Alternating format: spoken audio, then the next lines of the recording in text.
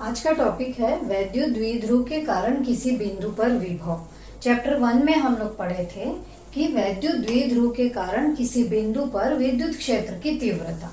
तो इसमें कंफ्यूजन नहीं होना चाहिए, है ना।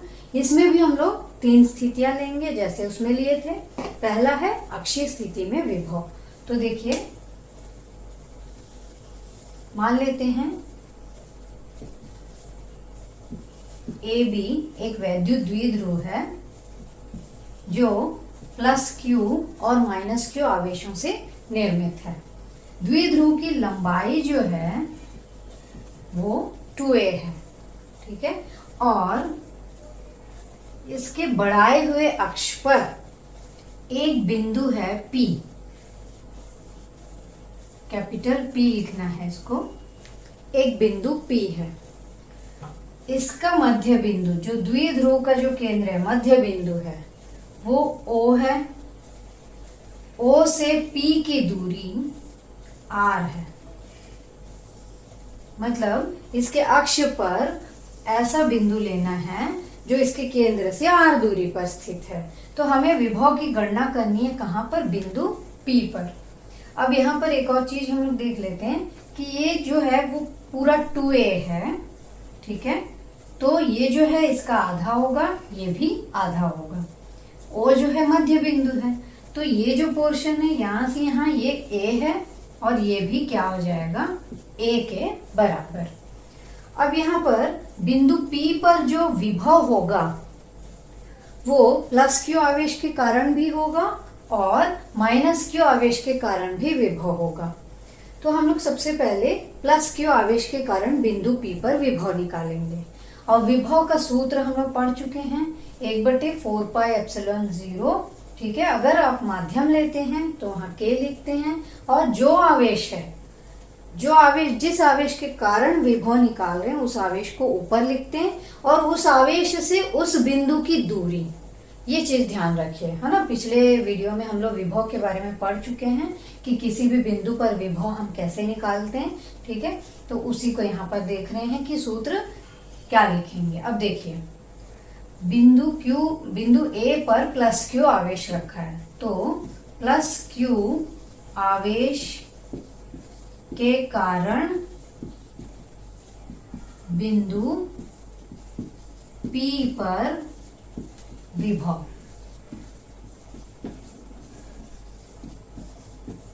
इसको मान लेते हैं ये V1 है, ठीक है, क्योंकि 2 विभव निकालना है तो एक V1 हो गया। 1/4πε0 कैपिटल K अगर माध्यम उपस्थित है, अगर नहीं है तो आप K को 1 लिख सकते हैं। Q/R, यहाँ पर देखिए R यानी यहाँ डिस्टेंस क्या हो जाएगा? Q से P तक की दूरी। Q कहाँ पर रखा है? A से, A पर रखा है, तो A से P तक की दूरी, A से P तक की दूरी AP लिख देंगे यहाँ पर। और ये आवेश +q है। अब देखिए, हम लोग को क्या करना है कि AP का मान निकालकर यहाँ रखना है। तो ध्यान दीजिए यहाँ पर कि AP का मान हम कैसे निकालेंगे। यहाँ से यहाँ तक पूरा R है, यहाँ ध्यान दीजिए, ये है OP, पूरा R है। OP में से अगर ये घटा दें तो AP बचेगा। ये क्या चीज है? OA, मतलब OP में से OA को घटा देंगे तो हमको AP प्राप्त होगा। और OP का मान कितना है? R। R में से क्या घटाना है? A। तो AP के जगह हम क्या लिख देंगे? ये वैसी रहेगा, Q भी वैसी रहेगा। AP के जगह R माइनस A, क्योंकि AP कैसे प्राप्त हुआ है? AP बराबर O से P पूरा माइनस OA। इसी तरह का चैप्टर 1 में भी हम लोग कर चुके हैं अक्षीय स्थिति में। ये है पहला समीकरण, ये V1 का मान है। अब V2 का मान निकालना है, ठीक है। V1 का मान याद रखेंगे। अब V2 का मान मतलब यहाँ देखिए क्या लिखेंगे? -q आवेश जो कि B पर स्थित है, -q आवेश के कारण बिंदु P पर विभव। तो यहाँ हम V1 को V2 करेंगे, ठीक है। आप लोग आगे और नीचे लिखोगे इस चीज को। यहाँ पर माइनस क्यू आवेश आ जाएगा। और अब यहाँ ध्यान दीजिए, माइनस क्यू बी पर रखा है, तो जिस आवेश के कारण हम निकाल रहे हैं वहां से उस बिंदु की दूरी जहां पर विभव की गणना की जा रही, तो बी से पी तक की दूरी होगी। तो यहाँ एपी के जगह क्या आ जाएगा, बी पी। अब बीपी का मान निकाल के इसमें रखना होगा, और ये माइनस है तो माइनस को आप यहाँ लिख देंगे बाहर, इसमें एक माइनस आएगा, ठीक है। यहाँ देखिए बी से पी तक की दूरी हम कैसे नापेंगे, जो दूरी हमको ज्ञात है उसी में लेना है हम लोग को। ज्ञात मतलब देखिए ओपी ज्ञात है, ओ से पी तक पूरा ज्ञात है, या आर लिए थे शुरू में, ठीक है।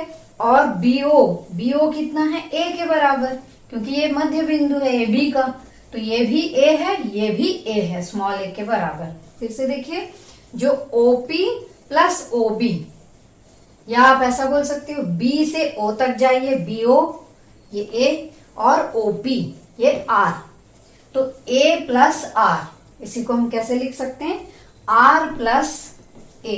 तो ये किसका मान प्राप्त हुआ, V2 का मान। तो BP कैसे आया, ध्यान दीजिए, BP के लिए OP में ही, OP में क्या जोड़ दिए, BO या OB लिख सकते हो, इसमें जोड़ना पड़ेगा। BP बराबर OP प्लस OB, OP है R और OB है A, तो हमको दो समीकरण प्राप्त हो गए, दोनों विभव के मान प्राप्त हुए। अब हम लोग को क्या करना है, परिणामी विभव निकालना है। देखिए परिणामी विभव,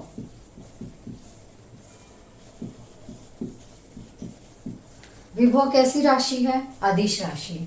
तो अदिश राशि में जब हम लोग को परिणामी निकालना है तो उन लोग को जोड़ना पड़ेगा यहाँ। तो जोड़ेंगे कैसे, इसमें बीज गणितीय योग द्वारा, मतलब प्लस और माइनस वगैरह लेना पड़ेगा हम लोग को।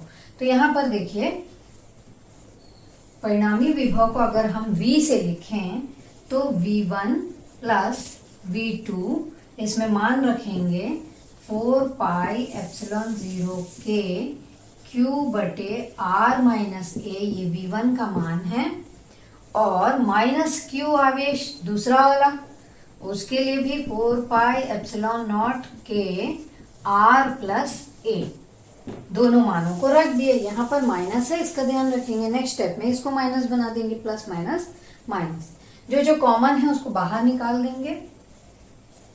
Q कॉमन है, 1/4 पाई एप्सिलॉन 0 के और Q, ये पूरा कॉमन है। अंदर में देखिए जो राशि बचेगी, आप R माइनस ए माइनस हो जाएगा ये, और R प्लस ए, है ना, सेम अक्षीय स्थिति जो चैप्टर 1 में किए हैं वैसी टाइप का आएगा यहाँ भी। ये Q बटे 4 पाई एप्सिलॉन नॉट के, अब देखिए इसमें लघुत्तम जो है दोनों कोष्टक आ जाएंगे, R माइनस ए और R प्लस ए, इसमें इसका भाग देंगे तो कौन सा कट जाएगा, जो माइनस वाला है वो कट जाएगा, बचेगा क्या, R प्लस ए। ये लघुत्तम का तरीका यही है। माइनस, इसमें फिर इसका भाग देंगे, ये नीचे रहेगा हमेशा, भाग दिए तो ये कट गया, क्या बचा, R माइनस ए।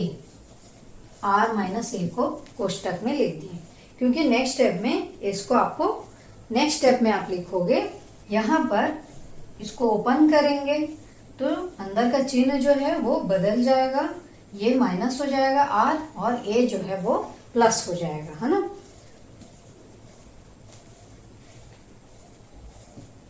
Q बटे 4 पाई एप्सिलॉन नॉट के,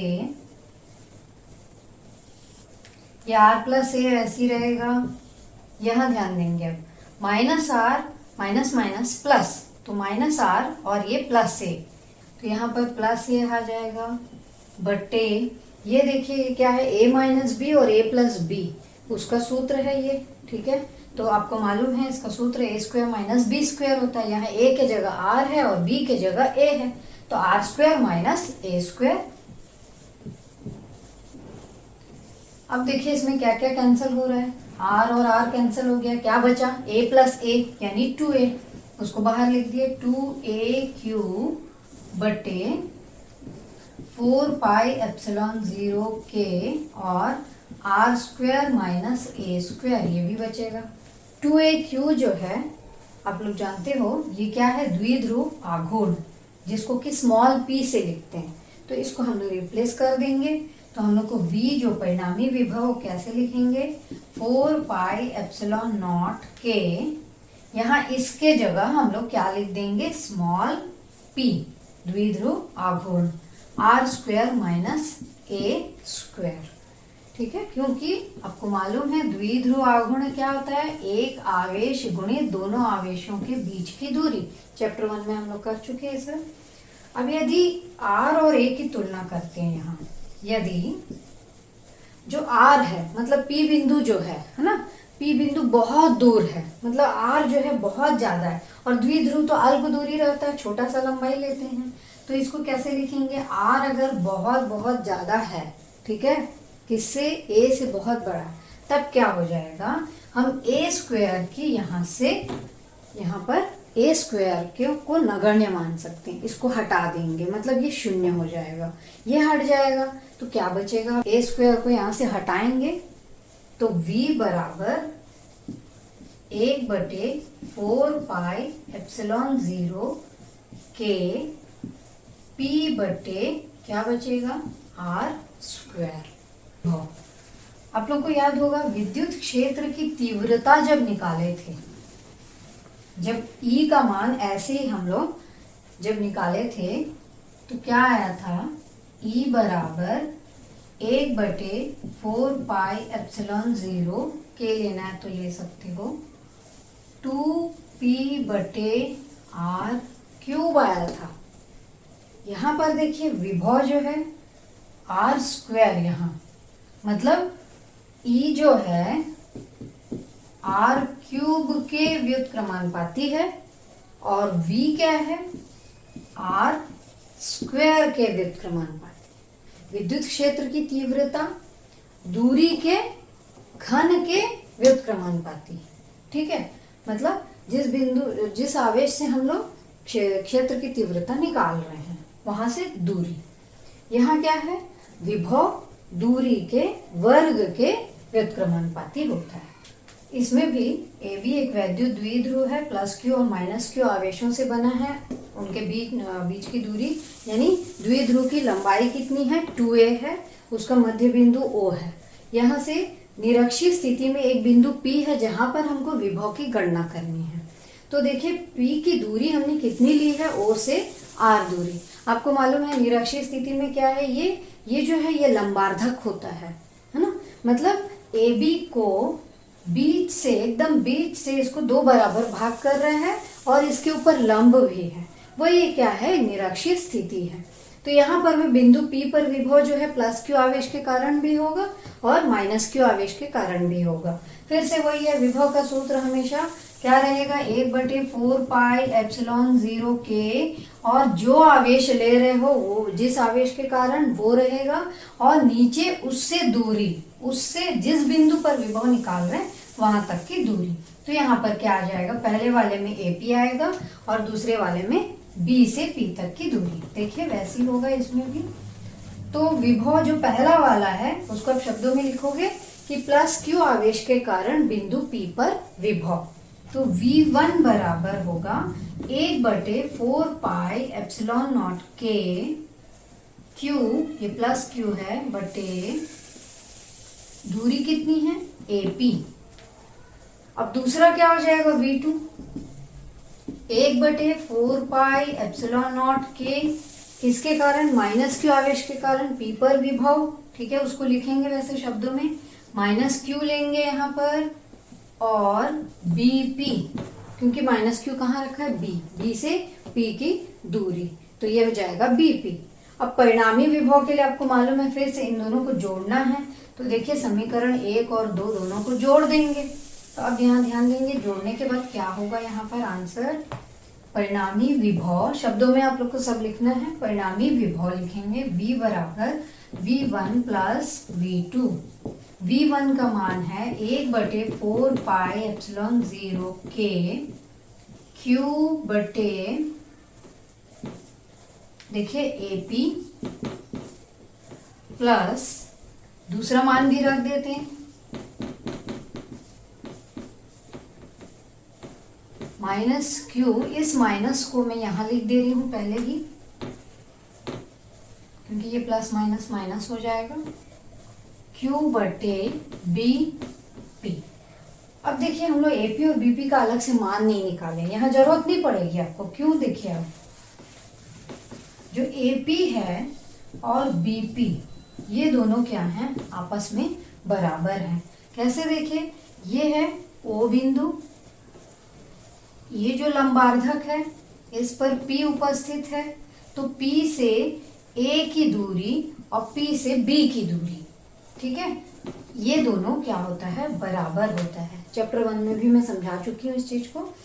10th में आप लोग प्रमेय पढ़े होंगे कि लंबार्धक पर जो कोई भी बिंदु स्थित है तो उसकी दूरी उस रेखाखंड के जो अंतिम दो बिंदु हैं उनसे बराबर दूरी पर होता है। तो यहाँ पर आप सीधा क्या लिख देंगे, AP बराबर BP।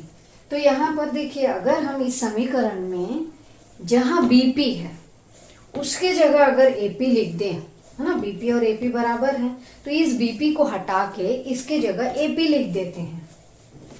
तो देखिए क्या होगा, V बराबर सेम वही लिखना है पूरा, Q बटे AP, ये पूरा वैसे ही रहेगा, यहाँ माइनस है ये भी वैसे ही रहेगा, K। अब यहाँ पर Q बटे BP को हटा के हम अगर AP लिख देते हैं, क्योंकि वो दोनों बराबर हैं, ठीक है। तो देखिए पहला जो एक्सप्रेशन ये जो है पद और ये जो पद है दोनों सेम है, मतलब ये क्या हो जाएगा, कैंसिल हो जाएगा और क्या प्राप्त होगा, शून्य। मतलब द्विध्रुव जो है उसके निरक्षीय स्थिति में विभव क्या होता है, प्रत्येक बिंदु पर, किसी भी बिंदु पर आप ले, वो क्या हो जाएगा, शून्य हो जाता है। लेकिन हम लोग जो विद्युत क्षेत्र की तीव्रता पढ़े हैं, अब इन दोनों की तुलना कर लेते हैं इधर। देखिए विद्युत क्षेत्र की तीव्रता में जो पढ़े थे 1/4πε0, यहाँ पर P/R³ आता है, ठीक है। और यहाँ प्राप्त हुआ है, ये उसके निरक्षीय स्थिति है विद्युत क्षेत्र की तीव्रता के लिए, और ये है विभव के लिए निरक्षीय स्थिति में। तो दोनों में अंतर देखिए, यहाँ पर ये R³ के फिर से व्युत्क्रमानुपाती है, R पर निर्भर कर रहा है, यहाँ पर R पर निर्भर नहीं कर रहा है। मतलब आप उस निरक्षीय स्थिति में कहीं भी बिंदु ले लो, विभव क्या प्राप्त होता है, शून्य प्राप्त होता है। तो ये है निरक्षीय स्थिति में किसी भी बिंदु पर विभव।